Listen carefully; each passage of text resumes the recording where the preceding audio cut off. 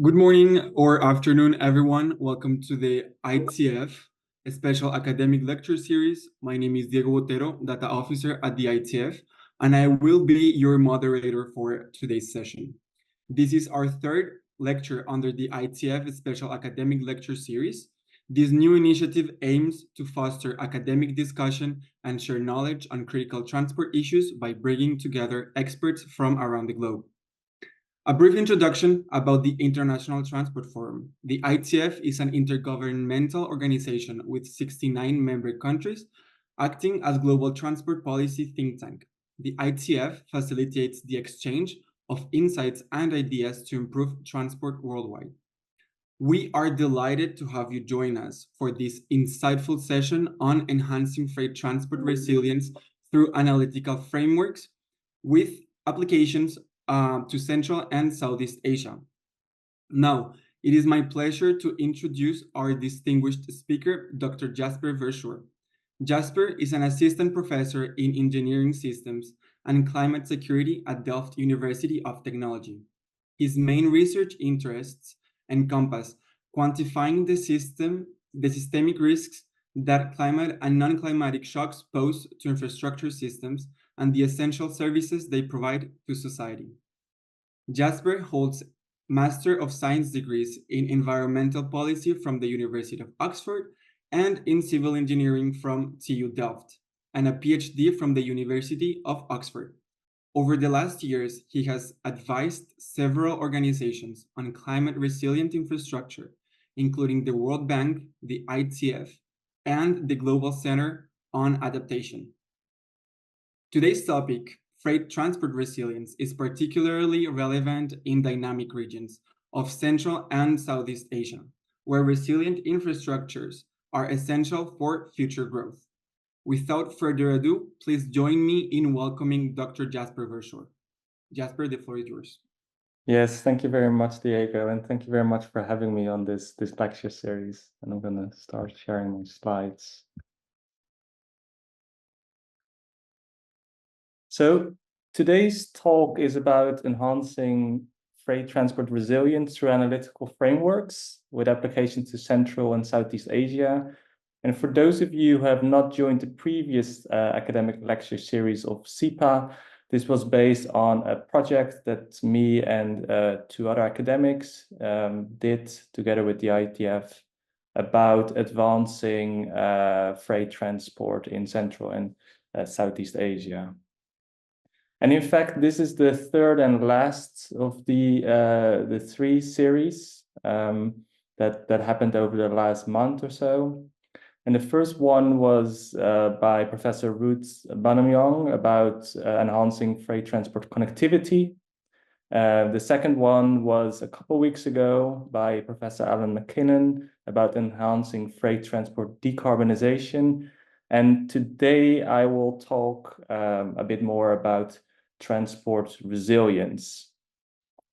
And just as a sort of general introduction to resilience, this is, I would say, a very upcoming or emerging transport policy objective, which has, I would say, emerged over the last 10 years or so, but it somehow differs a bit compared to decarbonization and connectivity in the sense that it's something that's harder to measure and more of an overall desirable state that can almost never to be achieved, and which makes it somehow a bit more difficult to analyze.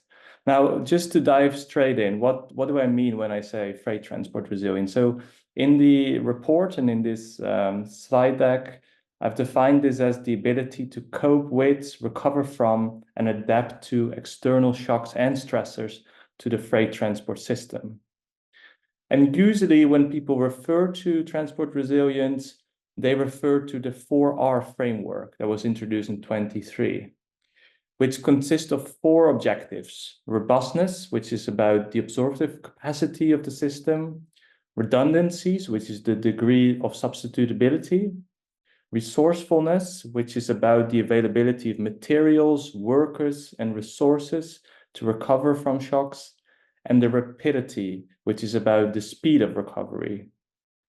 And usually this is conceptualized in terms of these so-called resilience triangles, as I show here on the figure, where a system has a certain initial functionality or state, which then at the time of a unexpected disturbance is being affected and pushed down to a less desirable state.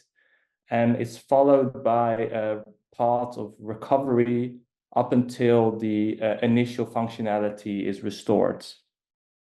Now, this is somehow simplistic, but we will see in a few slides that this is actually resembles some of the real world conditions as well. Now, this transport resilience can also be defined on different spatial scales. So we can look at the resilience of a single infrastructure asset. We can look at it on a network level. We can look at the logistics outcomes of the system, but we can also look at the resilience of organizations and how they are able to deal with disturbances. Now, the first question I always ask is, well, resilient to what? What is the challenge? What is the shock or the stressor that your transport system is exposed to? And here I classified these shocks and stressors into longer term ones, so the stressors, and the sudden shocks. And these can affect your transport system, so the physical infrastructure or the demand. And examples, for instance, of a sudden shock that affects the transport system is a natural disaster.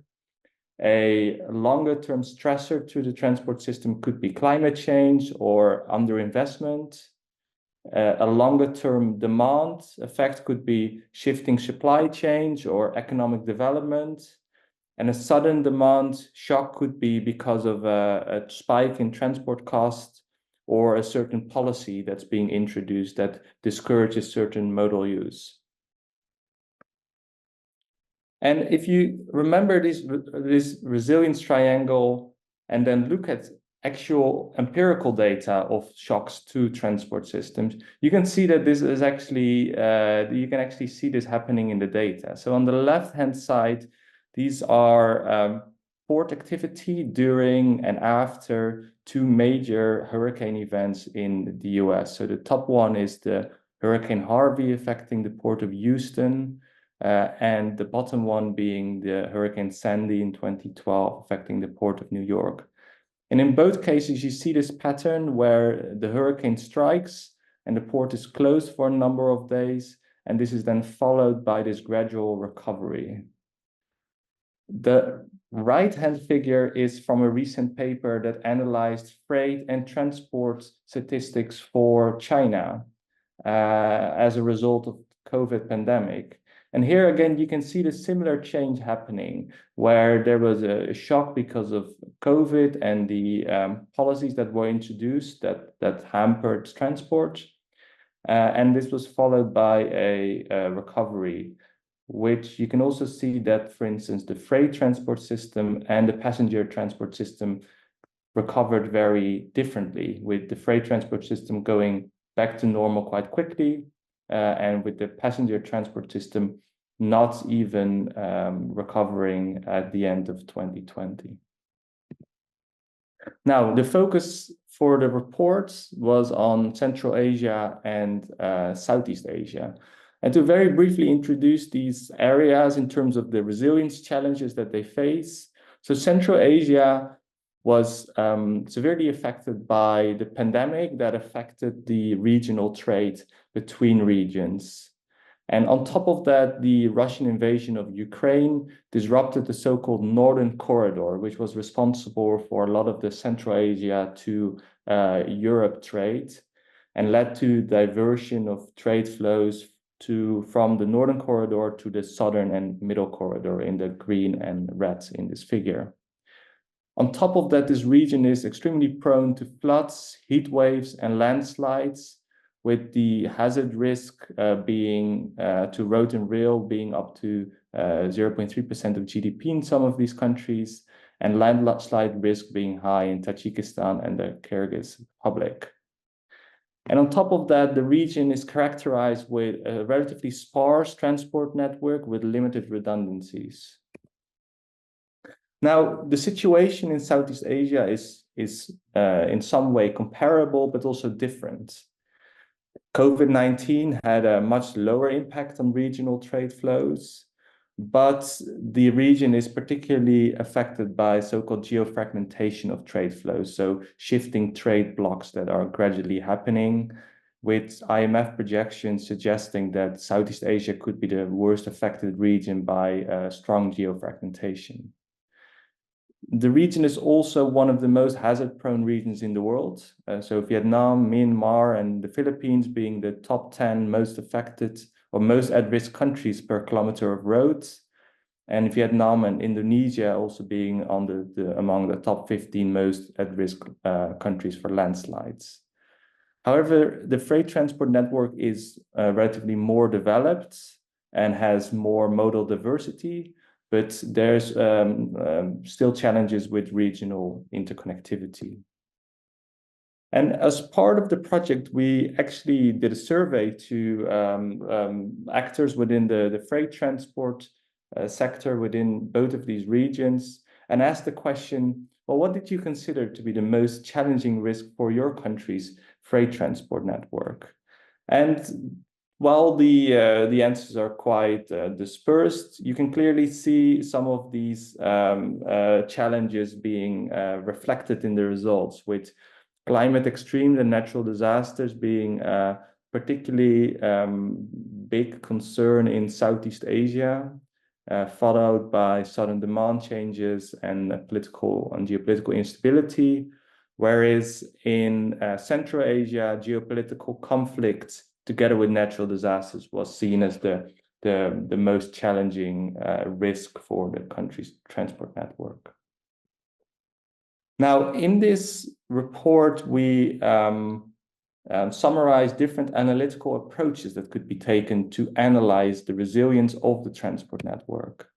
And we split this into three quantitative approaches. So the first one is the risk-agnostic network-based approach, where you look purely at the physical infrastructure network without a dedicated freight model and no information on the actual risk faced. The second, more advanced approach would be to look at the physical infrastructure network, but also set up a dynamic freight model in order to understand how freight is flowing over this infrastructure network, but still no risk information of the particular challenge. And the third one is to bring in the risk information. So you look at both the network, the freight flows on this network, and bring in risk information to the different elements of the infrastructure network. And I will show you two of these approaches into more detail. So the risk-agnostic network-based approaches are usually looking at representing infrastructure networks as graphs or that are derived from network theory, and they usually look at vulnerabilities within these graphs. So, for instance, they would artificially remove certain links from the network or certain nodes, and then calculate certain network statistics that are indicative of the resilience of the network. And you can see some of these examples in the figure here, where you can see how breaking some of these edges in network can disconnect part of the network. And there are different metrics that are being proposed in order to analyze the impacts of these network shocks. Now, the main limitation of this is that they're purely focused on network configuration. So there's no logistical response or behavior. There's no information on the freight flows, and often they look at a single transport mode.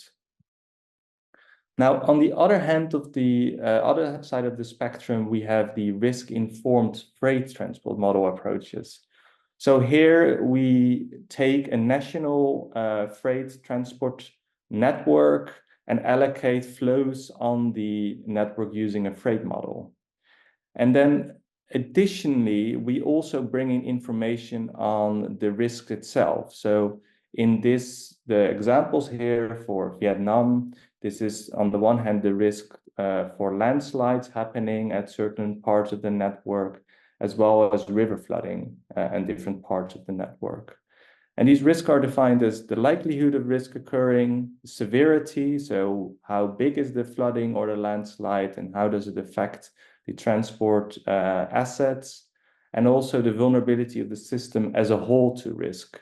And what I mean with that is, say, if a particular road is being affected by a flood or a landslide, does the system have the ability to reroute flows to still go from origin to destination?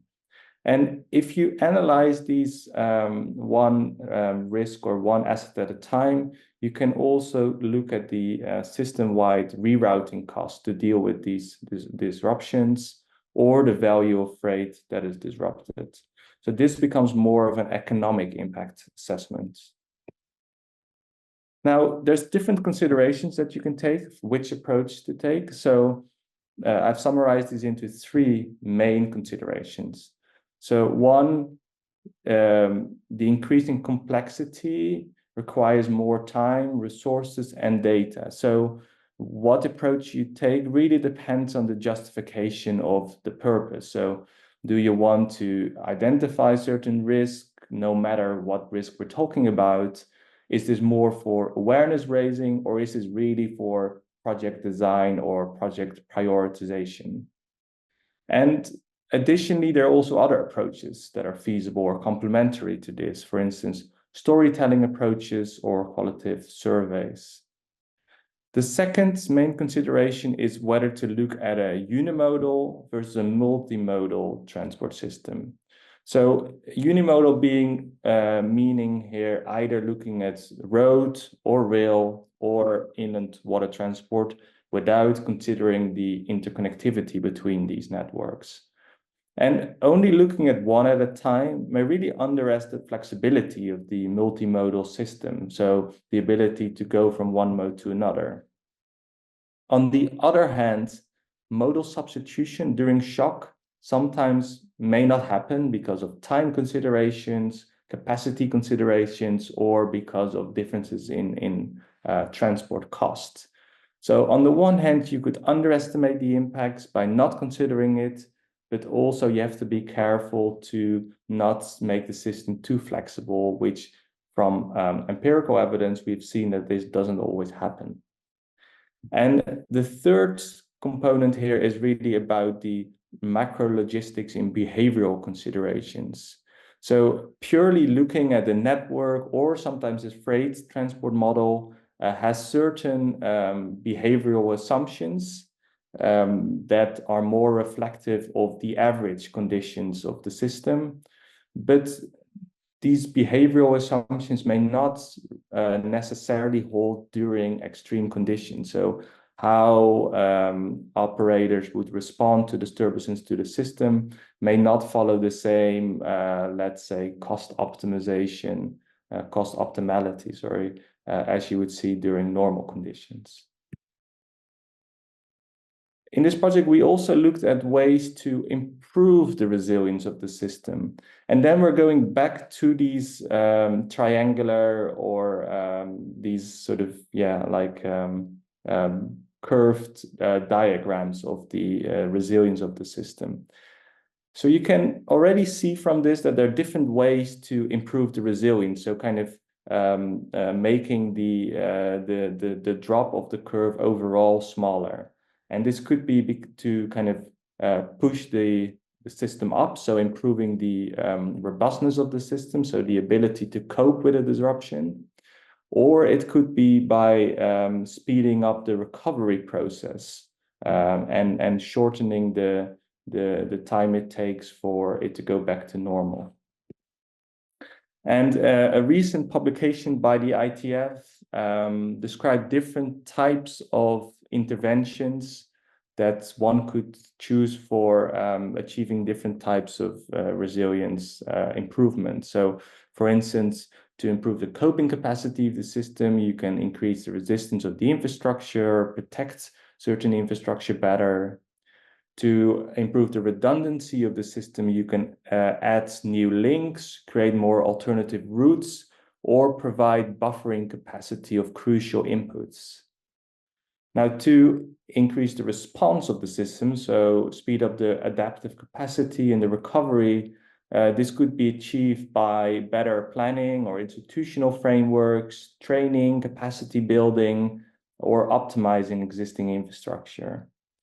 And at last, improving the recovery could, for instance, be by clearing obstacles quicker, or having inventories or other sourcing alternatives. And it's important to note here that the type of resilience strategy a region, a country, or a specific actor may decide upon is dependent on various factors. So the type of challenge, the budget, the expertise, the institutional capacity, etc. And we asked during the same survey what these actors in Central Asia and Southeast Asia thought would be the most promising resilience strategy. And interestingly, in both countries, considering resilience in national plans and prioritization was the most recommended policy, which was followed by, in Central Asia, investing in redundancies and robustness of the system, and in Southeast Asia, followed by better emergency preparedness and response strategies. So this is interesting to see as well, that because of the different challenges faced, the most likely or most desirable resilience policies may also differ. Now, some conclusions. As I've tried to convey in this short talk, resilience is still a relatively new concept in the freight transport sector, but is gaining momentum. And I've really tried to show that this is complementary to supply chain resilience, which is around there for longer and could consider different types of approaches and policies. And the first important question one always has to ask is, resilient to what do you want to be?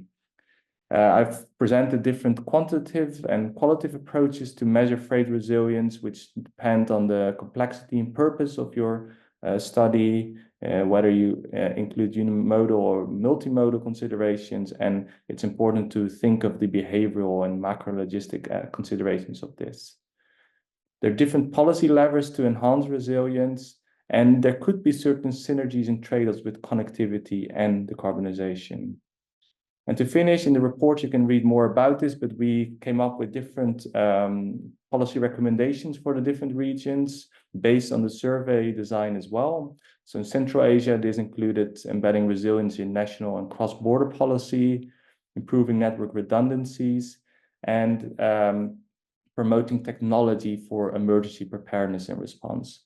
Whereas in Southeast Asia, this was also included embedding resilience in policy, improving resilience through multimodal freight transport, and mainstreaming resilience into infrastructure expansion and upgrades. And with that, I would like to recommend you have a look at the background papers, not just mine, but also of my two colleagues. And with that, I would like to close and hand it back to Diego. Thank you, Jasper, for that insightful lecture. We now have 10 minutes for our Q&A session. So I encourage our audience to submit questions via the chat box. For the moment, I don't see any, so I will start with my questions, and I hope that people submit theirs. So my first question is, for both regions, your conclusion indicated that resilience should be embedded in policy. So could you please provide a concrete example of that? Yes, of course. And I mainly work on transport-related shocks. So that's where I kind of position my two policies. So in what I've seen so far, there are two relatively simple approaches to incorporate resilience into policy. So the first one, which is happening more and more, is that a certain climate stress test is being proposed or done as part of an environmental impact assessment of a new freight transport model. And really the purpose here is to see Well, when we're designing something, can we look at the likely climate-related impacts that could happen? And does this climate stress test tell us something about ways in which we can improve the design to make it cope with climate change, for instance? And the second policy, which is a bit more difficult and takes a bit longer, is to actually include these kind of climate change considerations within design guidelines or codes that countries or regions have. So the simplest way to do that is really think about a certain so-called climate safety factor. So where in most codes you're designing your infrastructure based on historical conditions, you can say, well, let's include a climate safety factor to make it also being able to cope with future climatic conditions, which could be different than what we've seen in the historical record.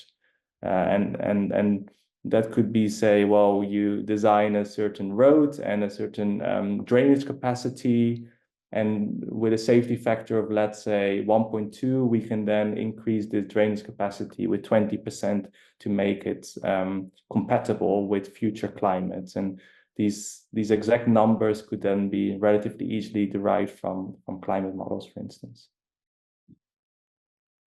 Thank you, Jasper.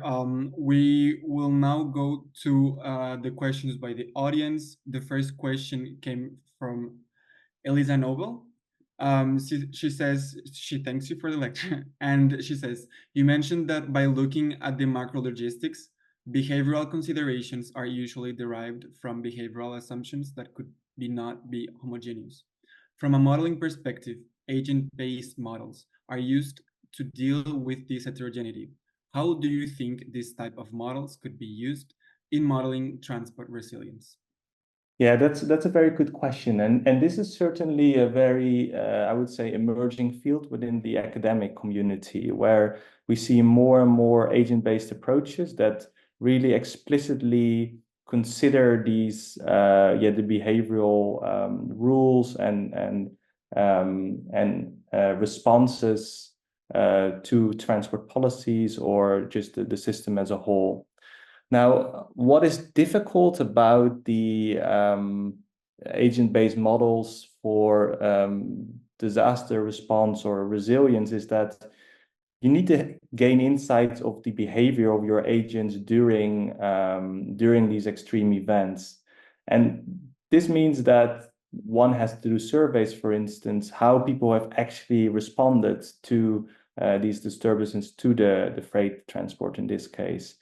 And these kind of surveys are not that widespread, and this is, in my view, sort of still limiting fully embracing the agent-based models within resilience. But I see a lot of promising work that is trying to bridge this gap. So I'm really hoping that this could be one of the main approaches going forward. Thank you, Jasper. There are 3 more comments. I think we have enough time for them. So the second one comes from Takahiro Nomomoto.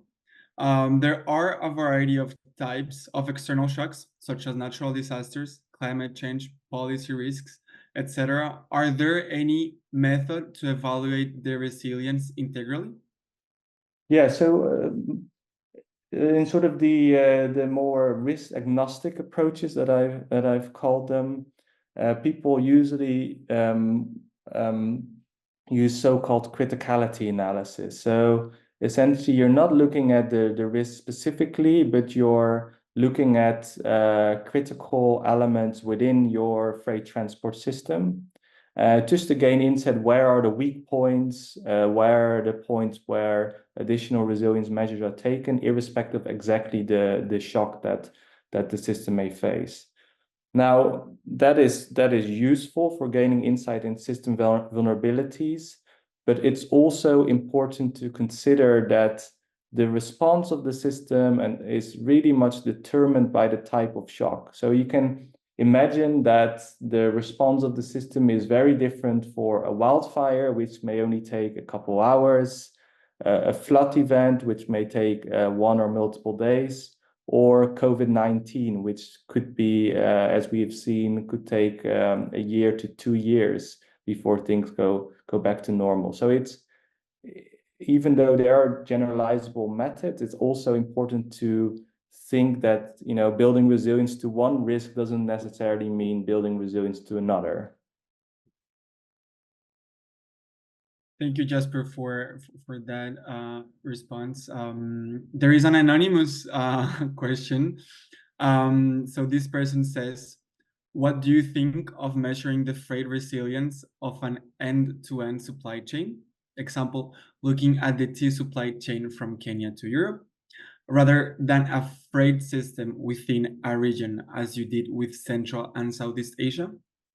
Yeah, I think that's a really good suggestion, and what I see actually, which is why I explicitly mentioned supply chain resilience, is that now there's obviously more and more attention to analyzing supply chain resilience, but actually they usually forget the freight element. They look at the suppliers, the diversification, the risk of certain suppliers facing issues.